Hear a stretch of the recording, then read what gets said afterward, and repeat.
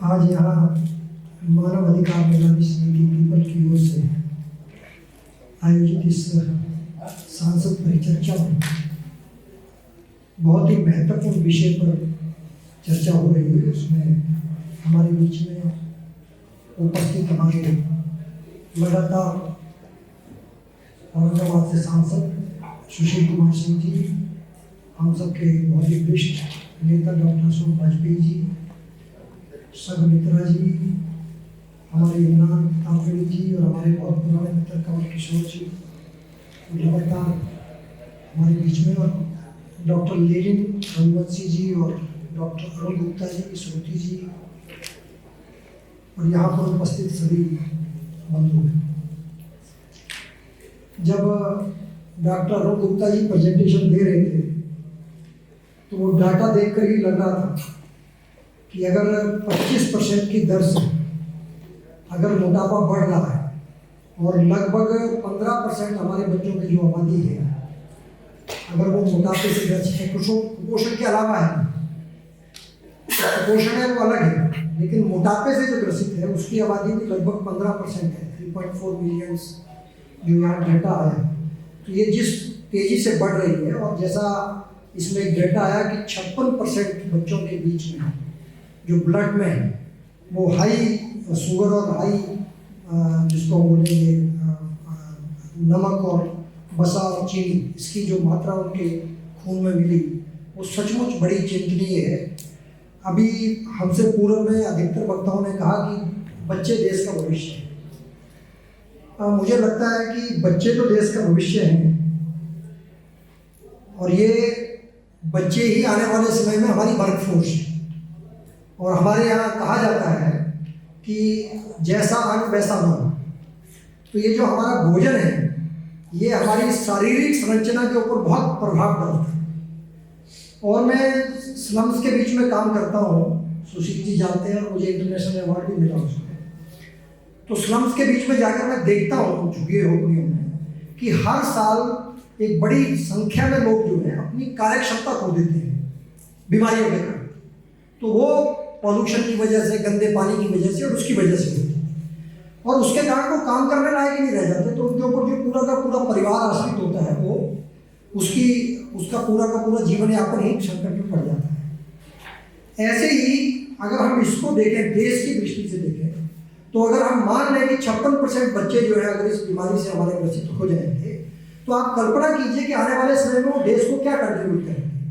ना तो वो शारीरिक रूप से सक्षम होंगे काम करने के लिए, ना मानसिक रूप से सक्षम होंगे, क्योंकि जो काम करने के लिए जो उनकी क्षमता चाहिए हमारे को, जो पूरी ताकत के साथ काम करें, वो नहीं हो। एक शुगर के पेशेंट से हम कितनी उम्मीद कर सकते हैं, आप कल्पना कर सकते हैं, या बीपी के मरीज से हम कितनी उम्मीद कर सकते हैं वो कितने घंटे काम कर सकता है। तो काम करने के घंटे भी कम हो जाएंगे, उसकी काम करने की क्षमता कम हो जाएगी, और उसकी जो समझ है और उसकी जो मानसिक ताकत है वो कम होने के कारण उसका कंट्रीब्यूशन टू द सोसाइटी की जो है और देश के प्रति भी कंट्रीब्यूशन जो है घट जाएगा। तो दूसरा, सरकार के लिए चिंता की बात होगी कि उसका हेल्थ बजट बढ़ जाएगा। अगर आज हम देखते हैं कि हमारे देश में जो हेल्थ फैसिलिटीज है उस पर सरकार बहुत ताकत लगा रही है, लेकिन उसके बावजूद भी वो पूरी नहीं हो पा रही। कारण है कि हम जब बीमारी को पैदा करेंगे तो आप जितना मर्जी हॉस्पिटल बना लीजिए।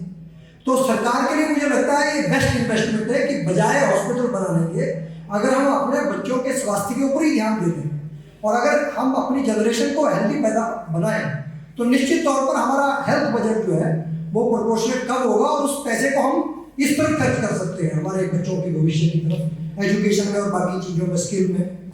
तो मुझे लगता है कि ये देश के बजट को भी कम करता है, और जो व्यक्ति है उसके परिवार के बजट पर भी ये प्रभाव डालता है, क्योंकि निश्चित तौर पर जो बीमार होगा उस परिवार का जो बीमारियों पर जो खर्च होगा, जो दवाइयों पर खर्च होगा, वो निश्चित तौर पर बढ़ेगा।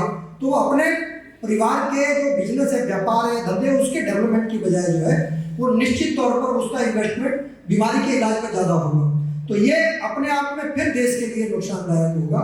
तो मुझे लगता है कि जब हम ये कहते हैं कि बच्चे हमारे देश का भविष्य है, तो निश्चित तौर पर वो देश जो है उसके लिए भी ये बहुत जरूरी है।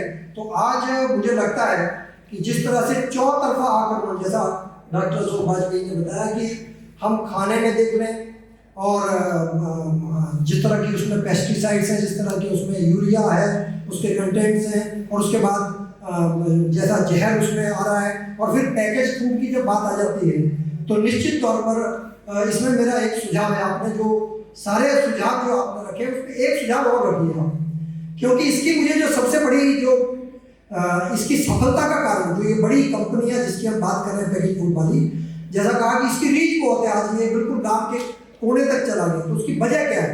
उसकी सबसे बड़ी वजह है इसमें जो प्रॉफिट मार्जिन है।